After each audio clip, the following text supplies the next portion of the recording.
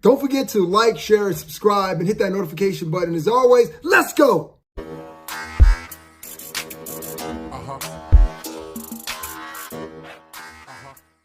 Welcome to another exciting episode of Nick Ferg Show, and I am happy to be joined by Stevie Johnson. You can follow him on Twitter at Stevie Johnson 13. There he is, already celebrating. Hey, we are in the midst of the playoff run, and there's a big game on Saturday here in the Mile High City. Buffalo Bills facing off against the Denver Broncos, and there's a lot of questions surrounding this game, so I'll jump right into it. With no Mahomes, no Lamar Jackson, no Joe Burrow, is this kind of a legacy run for Josh Allen? Yes, to answer it straight up, this is definitely it, and that's what it looks like considering the history that Josh has been through, basically losing to Patrick Mahomes 3 consecutive years on the road. You know, he went out to Jacksonville I think he was in his first or second year, and he got that loss on the road. But the main thing was he's shown that he's been a playoff player. However, he's never been able to get over the hump because of the guys like the Patrick Mahomes, also the Joe Burrow loss. So now not hearing those names is pretty evident that this should be the clear path. However, he's already went through the number 1 rush defense, and now he's going against the number 1 sack defense with per pass. So this is a legacy run. We'll see how it goes if he can keep it going. Now, the Broncos lead the NFL with 68 sacks, which is 5 more than he had last year, which was a franchise record. So they just made a new one. So how is it that the Buffalo offensive line and Josh Allen is going to be able to move the ball down the field against a bunch of guys who've known to be able to get after the quarterback? Right. So 2 things, Ferg, is what I saw from watching film. One, I acknowledge the defense is great. I acknowledge the athletes on the Denver Broncos and the way they get to the quarterback and the way they cover players so that their D-line can get to the quarterback. But I also feel like that is an issue because when you play those coverages to go against that, contradict that, Joe Brady, the way he schemed things up, the way he schemes the offense up, is not necessarily Josh back there reading. So it's not going to be that much time for the Broncos to really get to Josh because Joe Brady's scheme is either you're going to go to the option 1 and then you either take off Josh. So I don't think the sack opportunity will be there. In the fact that the Broncos cover so well, they'll be paying attention to guys. This is what I'm assuming. They'll be paying attention to guys, and then Josh is just going to sneak right by them and, get those momentum gains, those momentum runs from broken plays that's not necessarily called. So I just think the matchup of the schemes, it just favors the Bills for. So Coach Payton has been pushing that concept to the fans all week long about crowd noise. Make sure you yell when the Bills are in the huddle. Now, let's talk about 2 sides of it. Let's first talk about the Bills side of it as far as the crowd noise, being able to deal with that from a quarterback standpoint, but also if you're a wide receiver, you're on the road, how does that crowd noise impact you? Yeah, it actually does. It is impactful. So I know they go bring the energy out there at the stadium.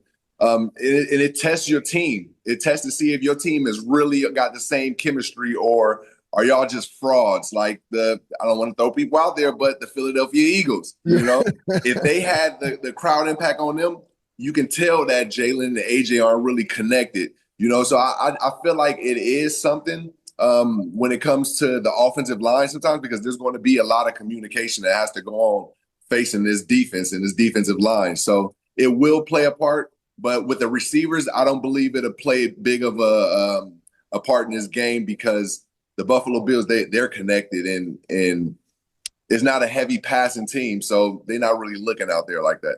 Now, let's talk about the defensive side because I played in the stadium and it can be loud from a defensive standpoint, and that in lies communication issues.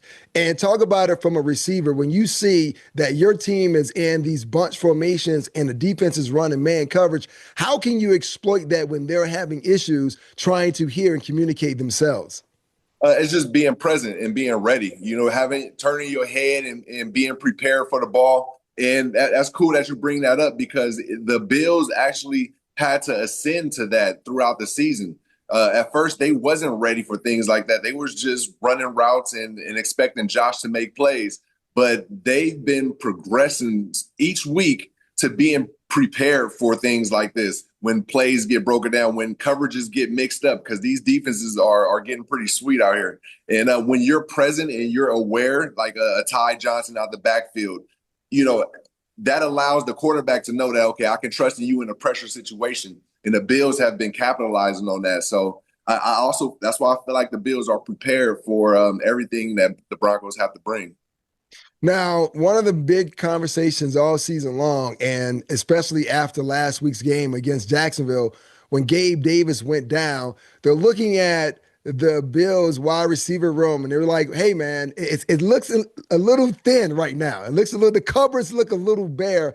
And when you look at this receiver group, there's not like a lot of household names. So, how is it that do you think that Joe Brady deploys these guys who are not household wide receivers, but they can get open against this talented Broncos defense? Yeah, and it goes to scheme, and as a receiver, I'm not gonna lie, it's frustrating to watch the Buffalo Bills wide receiver room throughout this season because you expect so much more considering you got a guy like Josh that can put it anywhere and has great accuracy. But when you look at it in depth, the offense is not ran off the pass catchers or off Josh dropping back and being like Brady or whatnot or Peyton Manning. He's going to play the scheme, and Brady has shown to put people in the right position, like Khalil Shakir's. We've seen the additions of certain players, like Brandon Cooks, come in, and he's finding his way in the offense. We had other guys like I call out Elijah Moore. They've been trying to find players that can be that hybrid for this offense, this scheme-driven offense, not player-driven offense. So that's the way that the Buffalo Bills have been. I can't even say hiding it, but they've still been successful because they're not a player-driven offense in a sense on the outside. They're more of a scheme, and Brady has been doing a great job at scheming it up. My tip for the Denver Broncos, don't focus on the wide receivers. I know you guys' X factor is covering and locking up, but if you focus on the wide receivers, you taking yourself out the game for me. See, if the Buffalo Bills called you and say, "Man, hey, Stevie, come back out. We need more wide receivers," your answer to that question is what? Absolutely. Come on now. You do that, you gonna give me a whole nother decade back in the game. You feel me? Like I'm not coming out. But Yeah. I only say that because the skill that I had, it wasn't like the normal where okay, you're a 4-4 guy or 4-3 guy, or you a 6'5" guy and you can move and you just kind of got weight on you, or you're not as fast. Yeah. Mine was just about getting open. All you gotta do is get to a person. And then now we've reset the line of scrimmage. Now it's on me to just shake you. And I feel like a DB is at a disadvantage because you guys don't know where the play is, obviously. So I should be able to be creative enough within that time to move you to a place that's opposite of where I need to go. And that's kind of the game within the game. And that's what I saw when I was talking about earlier in the season. Guys was just running routes as opposed to just finding spaces and understanding the defense where you need to be at what time for the quarterback. So yeah, it's a master class, but yeah, man, I'll definitely be able to get 4 catches, probably like 35 yards. You know what I mean? Yes. And you know what? And here's what I get about the Buffalo Bills, even though they're having issues with their wide receivers and keeping guys healthy, they do have two great tight ends in Dawson Knox and Dalton Kincaid. How could these two guys factor into the equation on Saturday, knowing as though you don't have that you're not that deep at the wide receiver position? Hey, brother, and that's the chess match right there. That's why we'll be watching on Saturday, because those tight ends that's the offense. That is our offense. That's the way we go. Josh's connection with Dalton and Dawson is A1.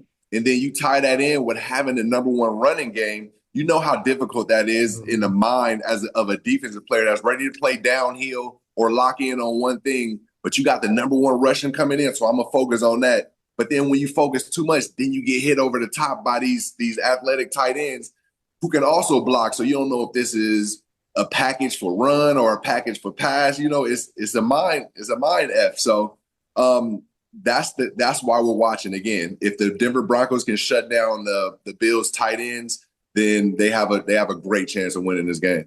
Now, Riley Moss has been really ostracized of this season. And his teammate PS2 said people are picking on him and saying, okay, well, he can't really cover. And I truly believe that Riley Moss is a good corner in this league. But as a wide receiver, how do you take advantage of a guy who has struggled or he's had multiple penalties called on him as far as pass interference is concerned? How do you manipulate or take advantage of a situation like that?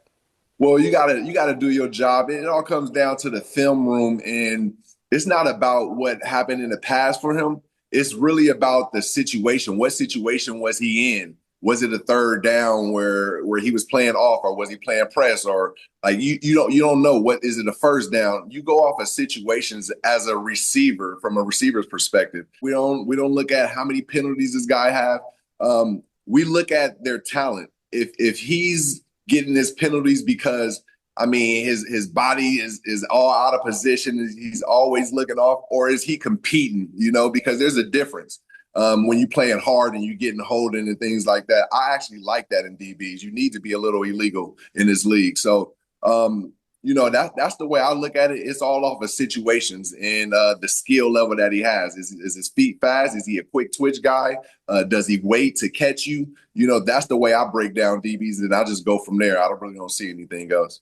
Now, how is that for wide receivers? Because once you get inside the red zone, the field is restricted and it favors the defense. So, zone versus man, how do you fight ways to kind of get open in a situation like that inside the red zone?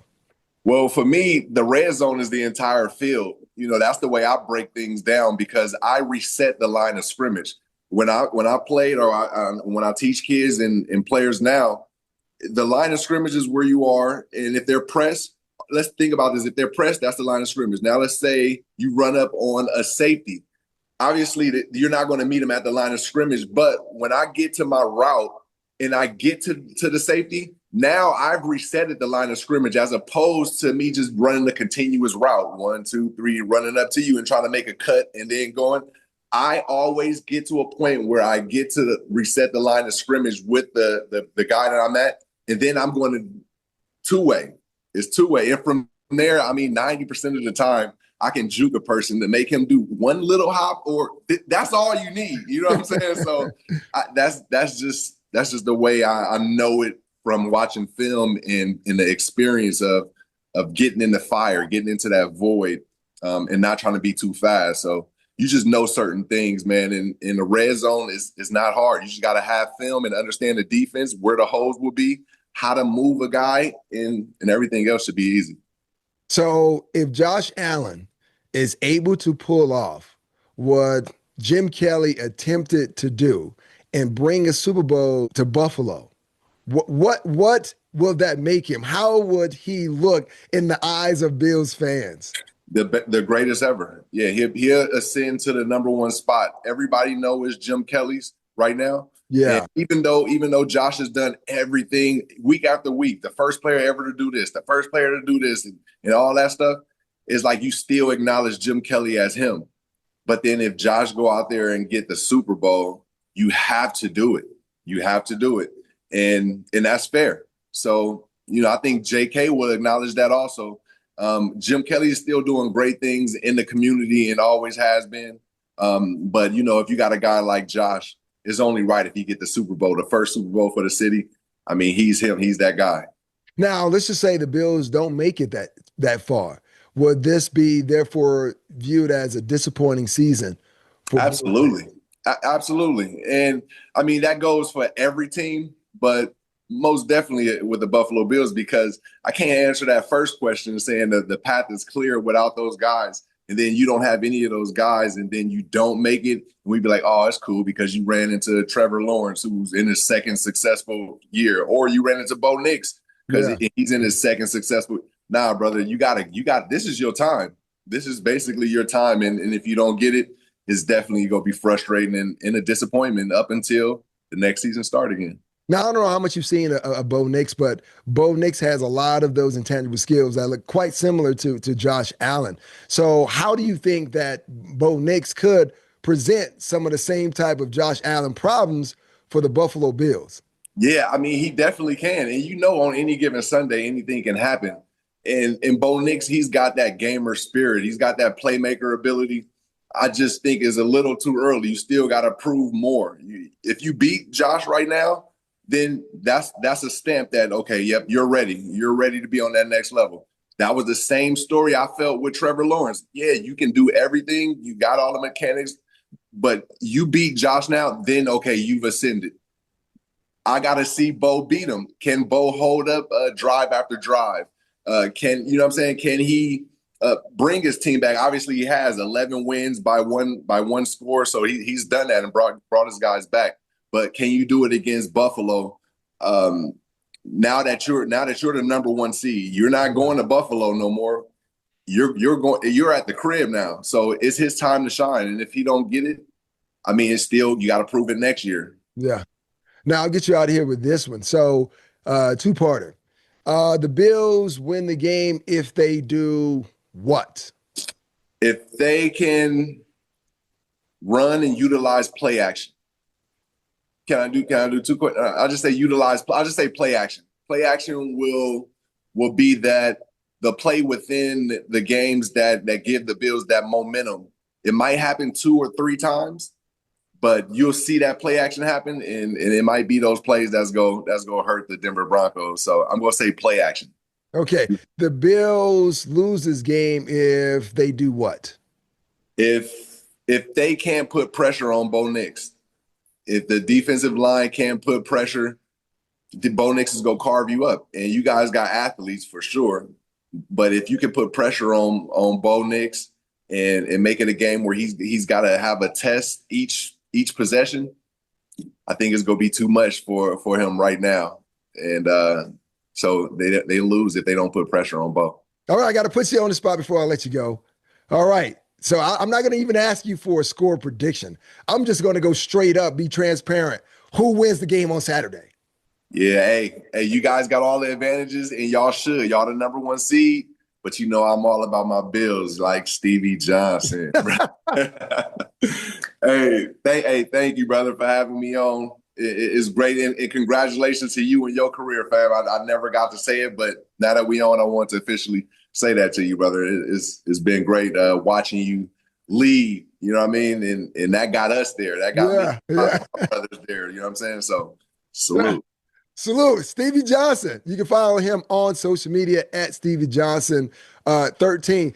Listen, this is just the beginning. You and I are going to have more of these conversations, especially I want to pick your brain as far as offense is concerned. But there it is. He's already laid it out. No score prediction. Right off the top, he said the Buffalo Bills are going to win this game. That's Stevie Johnson, longtime NFL vet with the Chargers, San Francisco 49ers, and also with the Buffalo Bills. Thank you. Appreciate you giving me some of your time. One love, family. Y'all take care out there.